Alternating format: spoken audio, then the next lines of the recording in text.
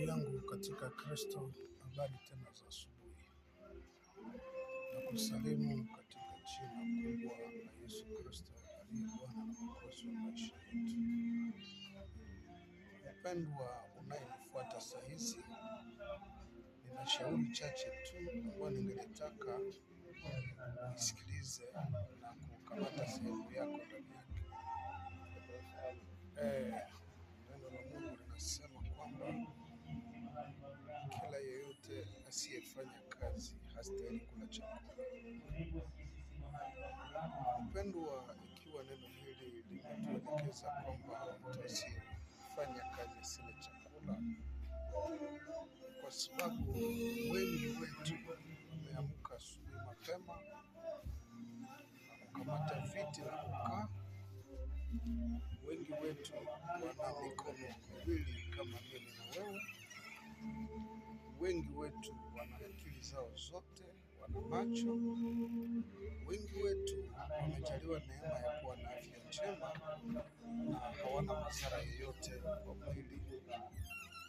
Lakini tatizo ni kwamba wengi wanakaa tu pasipo kufanya chochote. Umeamka asubuhi, hata kazi ya kufanya kwenye uwanja wako haufai. Hata kazi ya kusaidia mke wako labda nyumbani hakuna chochote. Alafu habari unazoikalia ni kuongea maisha ya watu wengine. Umemwona fulani anapita na kwanza sema hao ni wafrimasone, sifikiri wanavumavuma kwa bure. Hapana mpendwa, acha nikuambie siri moja tu tena kubwa ya kufanikiwa na kuendelea katika maisha ni kufanya kazi. Hakuna mtu atakuombea na baadaye unainuka na kuwa tajiri. Hakuna mtu atakuombea na baadaye mambo yanabadilika. Mpendwa, maisha kuhusu mafanikio ni kazi. Siri ni moja tu, ni kazi. Ndio maana Paulo akaambia Wakristo wa Thessalonika, akasema hatukula chakula cha mtu kwa bure.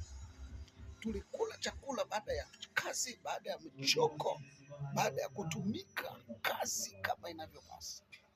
Lakini wewe umekaa, angalia tangia kumekucha umefanya nini?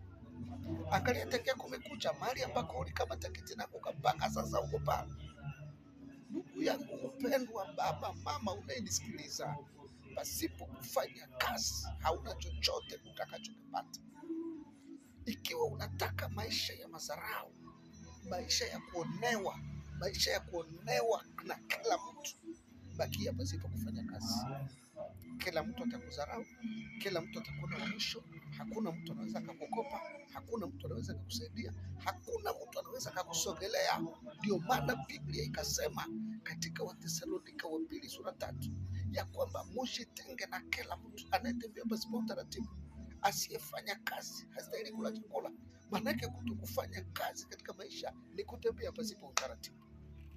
Ukisoma maandiko vizuri, nasema Bwana alipomweka Adamu ndani ya shamba, alisema shamba ulilime na kulitunza.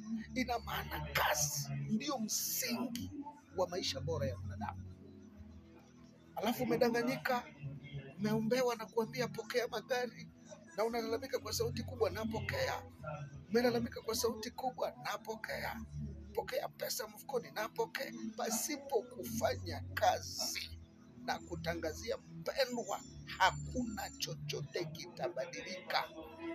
Ndio maana hiyo mavazi unayoyavaa yanajulikana kwamba ulipewa, kwa sababu hakuna uwezo wowote wa kupata vazi lako la kujinunulia isipokuwa ulipewa. Kwa kuwa hauna kazi, haufanyi kazi yoyote, haufanyi kazi na unabakia kitako na katu, unafikiri mambo itakuwa namna gani? Mpendwa katika Kristo, ungelijitahidi sana, ungelishazari sana, ungelijifunza namna gani unaweza kutumika. Kazi ndogo ndogo ziko, kazi kubwa kubwa ziko, lakini unasema hauwezi ukazifanya.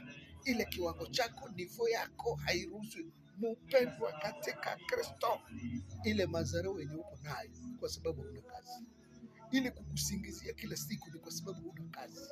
Ile jamaa kutokukuona na nafasi ya maana ni kwa sababu huna kazi. Kwenye jamaa, kwenye harusi, kwenye matanga, Ni wewe wanapatia zile kazi za chini chini za kupasua kuni, za kwenda shota maji, sijui za kufanya nini, kwa sababu hauna kazi yoyote unaweza kufanya. Hakuna chochote, hauna decision maisha yako, hauna kazi yoyote unayofanya. Nikuulize tu, umefanya nini tangia kumekucha?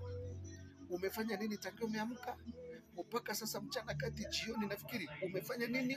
Mpendwa katika Kristo, Paulo akasema asiyefanya kazi hastahili chakula, maana ni maisha isiyo na utaratibu.